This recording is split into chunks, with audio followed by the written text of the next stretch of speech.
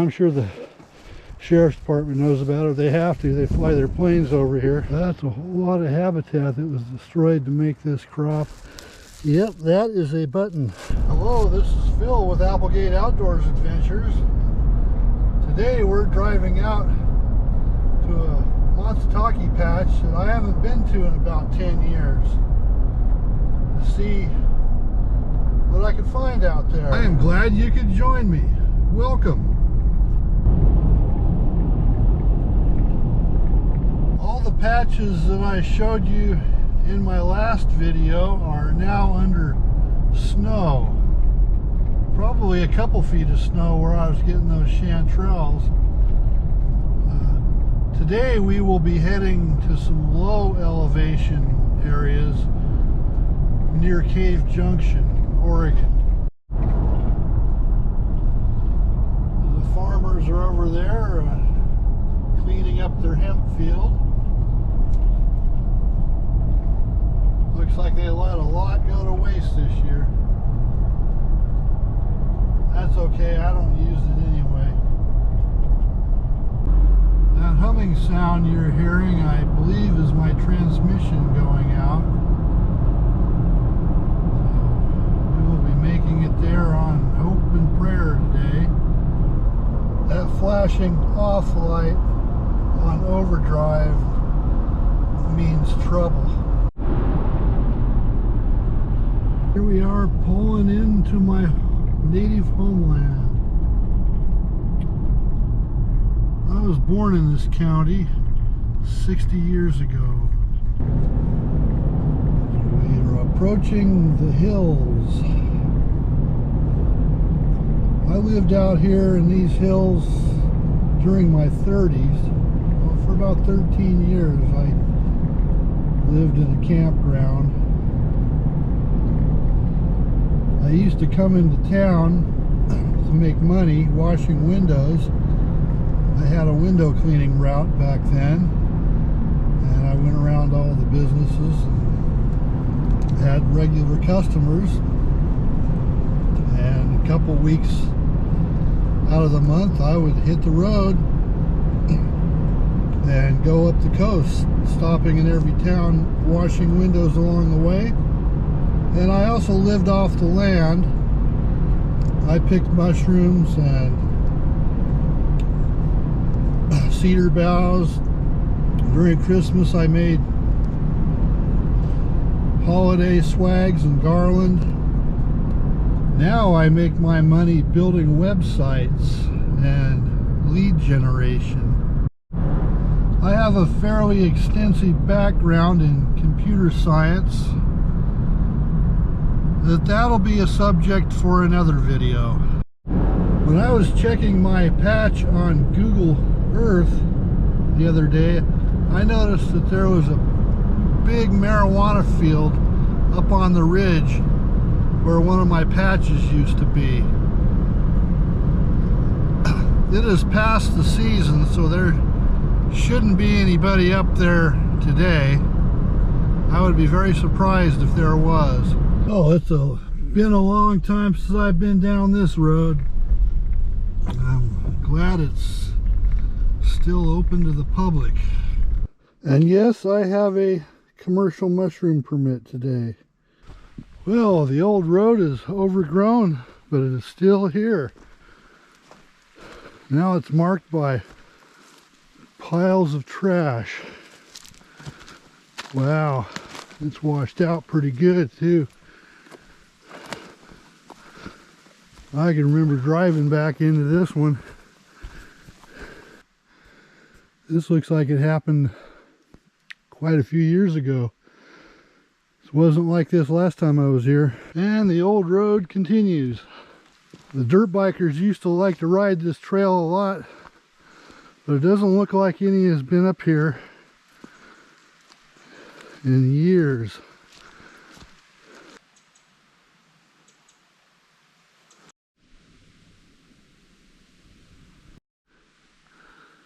Ooh.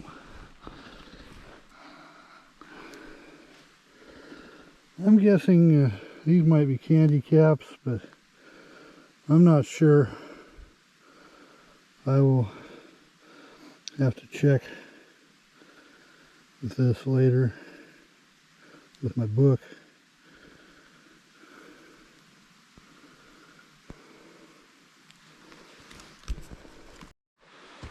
I used to come up here about 30 years ago, back when a dollar meant something, and sometimes I would get from 50 to 60 pounds of buttons out of here every day, and I would get about $18 a pound for them.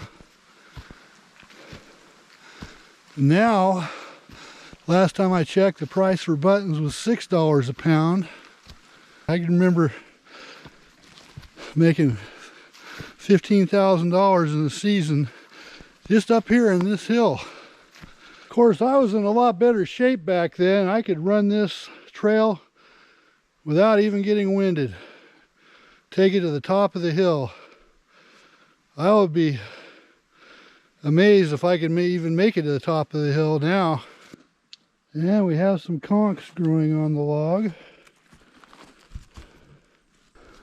Used to camp right here. You could drive my truck right up to this spot, and I made camp right here on this flat. This little canyon was about half as deep as it is now last time I was here. It looks pretty treacherous. This is the point where I shed layers. That is going to get steep and sweaty. So wearing my coat and my rain jacket would probably be not thing to do while I'm climbing that, and I'll probably even peel this shirt off too. I tie these around my waist, and when I get back to going downhill again, I will put my coats back on.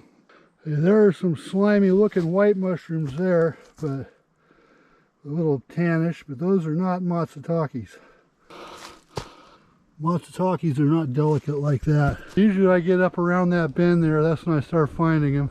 Okay, we are now at the bend, and we might find some matsutake mushrooms here. Some white mushrooms over there. I will go check those out. Okay, these are matsutakes.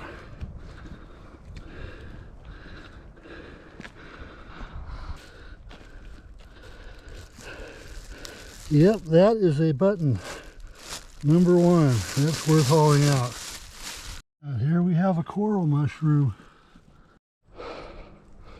I do remember this spot being loaded in years past. And you never know, you can come back here next week and it might be loaded. It does look like a first flush to me. A nice button.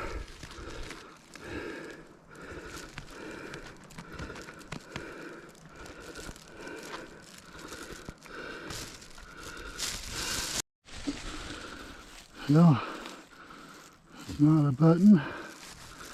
I'll leave here, right there, the spore out. That one might be a button though.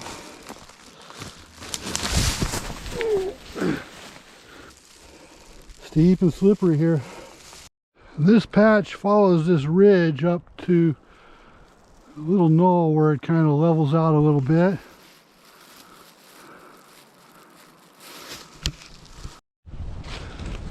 More matsutakes. Oh yeah.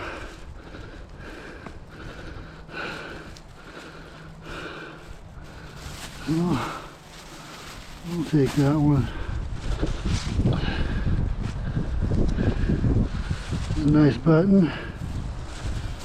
Hope it stays closed. And there's where a critter dug one up. That looks like a shrimp right there.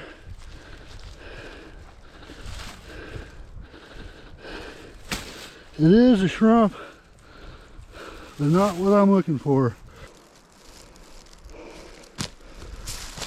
More shrimps, and more russula, white russula.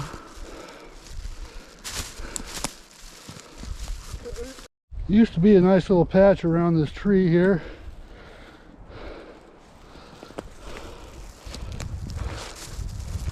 I'm not seeing nothing. Hey, well, we'll continue heading up this hill. The secret to making it up a hill like this, when you're an old man with a heart condition, is to take small steps, like 6 inches at a time, and go slow. Oh, I want to say jelly fungus.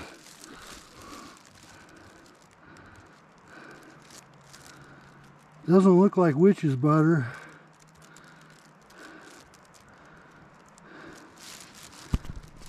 Well, I am thankful that at this age I can still make it up here. I'd probably hiked this grade well over 100 times in my lifetime, which is probably why I could still do it. I did see the surgeon. About a couple weeks ago. They did some imaging on my aneurysm, and it turns out the previous image they did not measure correctly. So the good news is it's not as big as they thought it was. So no surgery this year. I am sure glad I brought my boots. There's no way you're going to make it up this hill in your tennis shoes, as slippery as this ground is. First time I climbed up this was about 35 years ago.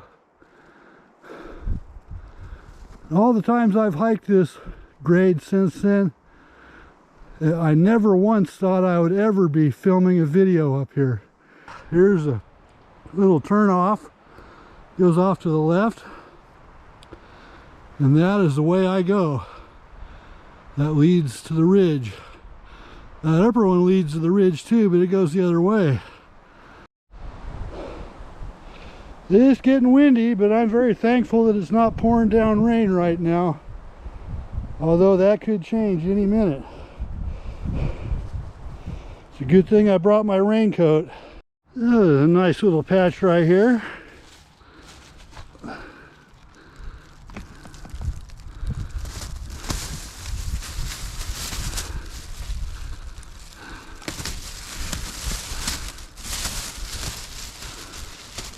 And there's one down there. Oh, there's the evidence of marijuana grow up here. Aquatic soil and a little pot. And irrigation pipes. Definitely looks like marijuana grow to me. Look at that.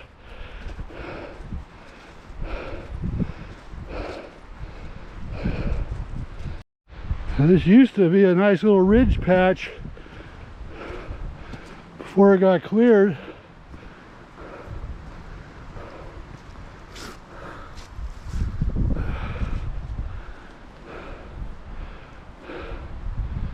And that little valley down there has got some good patches in it too, I'm here to tell you. Kind of patches that'll give you a spiritual experience. Oh, I really got to tell you, I know as much as a lot of you guys love your herbs, seeing something like this out in my mushroom patch pisses me off. I wish they'd find somewhere else to grow it. And you know they ain't coming back here to clean this up. Come here 10 years from now and this will all be rotten and blowing in the wind. Good thing I didn't come up here during the season. Bad things might have happened. Somehow I doubt if this is a permitted grow. And you know, I don't know if it might be just in my head, but I could smell that telltale skunky aroma. I just caught a whiff of it now. So they might have their harvest stashed down here somewhere nearby. This does kind of make me sad the way they cleared all this out.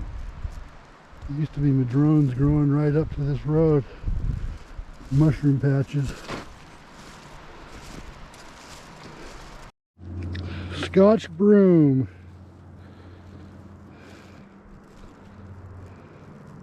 That'll have some nice yellow flowers on it come this springtime. Usually starts tipping out right around the end of February. I see another marijuana garden off there in the distance. Hope nobody's camped there. Gonna have to sneak around it. Yeah, somebody built a toilet here. Look at that. A box, a throne fit for a grower king. And I see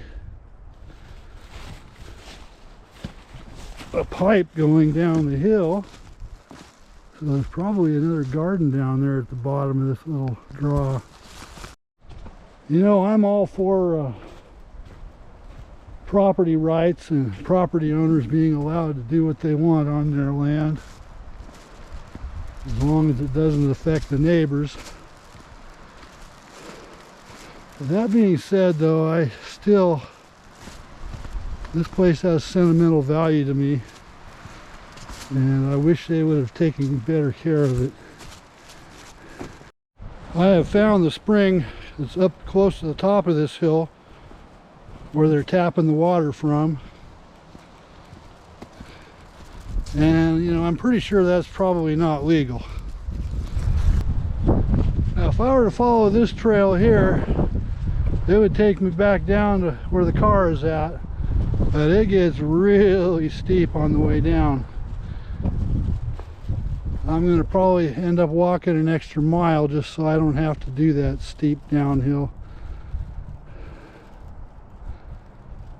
There used to be a lot of trees right here at this crossroad. Not anymore. They just cut them down and let them rot. That's a whole lot of habitat that was destroyed to make this crop. Definitely a high-class operation.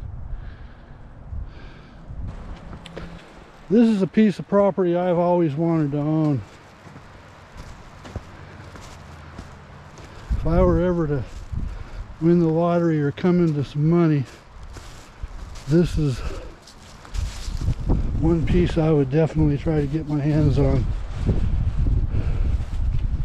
It does sadden me that all these outside factors and drug cartels are moving in and buying up a lot of the mushroom patches around here and destroying them so they can grow their pot and ship it out. I mean, anytime you see a grow like this is a clandestine grow too. This is not something that you see on the side of the road. This is well hidden. I mean, I'm sure the sheriff's department knows about it. They have to. They fly their planes over here.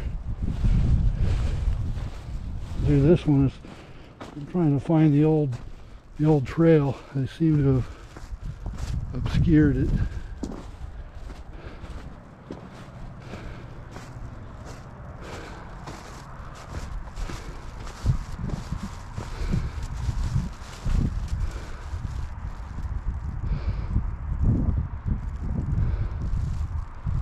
I think that's it right there. Wow, this place has changed. It's been a long time since I've been up here, but it seems like they've taken out all the madrone trees.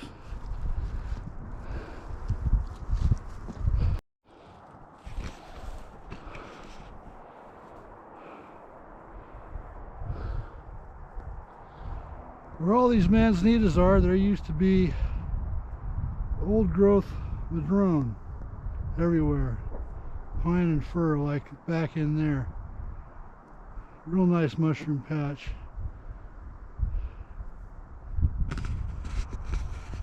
I remember when this spot burnt, they were logging it and they caught it on fire. Got a few morels that year, but that's the last time I've been up here, and that was well over 10 years ago. I believe I see some king boletes.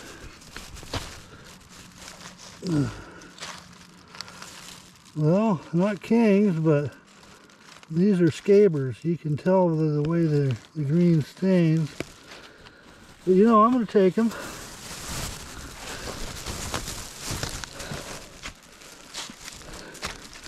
This one looks like a king here, but it's a scaber. I can tell by the blue staining.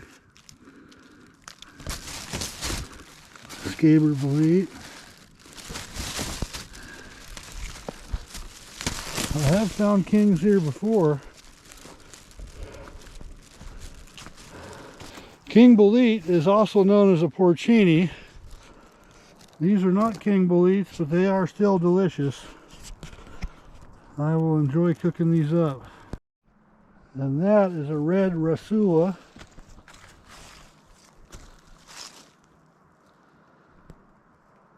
I found red rasulas like this that were so hot. They were hotter than the hottest horseradish you can imagine. They're like 10 times a ghost pepper. I did see a real estate sign at the bottom of the hill coming in here. So I may have to check out their website and see what the deal is with this property. I'm sure the people that bought this property just bought it so they can grow their pot. And you know, the last couple of years property prices have dropped quite a bit, 15–20%. So you know, they probably paid a couple $100,000. I'm sure that they probably made their money back on their crop, if assuming they didn't get shut down by the government. If y'all would like to see me purchase this property and preserve it, restore it to its former glory, then please hit the thumbs up, like and subscribe so I could get monetized, and send a donation to me through PayPal or Patreon. Help support this channel. I would be very, very grateful. I can see there's a matsutake patch up there on that hill. Looks like one got dropped down here. This here is definitely a matsutake. I can tell by the way it smells. It's a little bit on the rotten side. And I don't know, maybe a picker may have just tossed it out of their car and they're driving by. You know, but I think it probably rolled down from up the hill. I really do miss the years that I lived out here. There were good times and bad times, as there always are. I was a lot younger and healthier. I see a mushroom down there. It looks flagged out. I think I'm going to leave it there. But I'm seeing mushrooms in places now where I didn't used to see them before.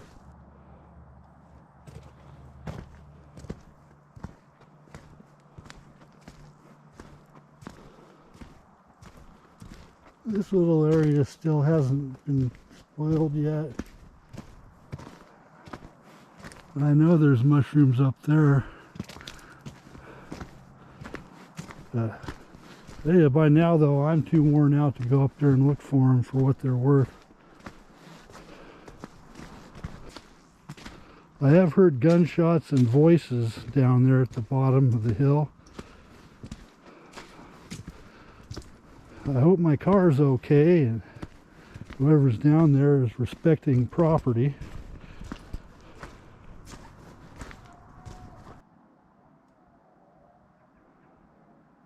I don't know if you could hear that, but that is a chainsaw off in the distance. Yeah, I doubt if it was Sasquatch that laid that mushroom there. I used to find matsutakes right here around this tree. Well, I did make it to the top of the hill, and now I'm back almost to the bottom, and I have small bag of mushrooms. Not bad for a 60-year-old. That was a doozy of a hike. Probably the heaviest hike I've done well, at least since last year.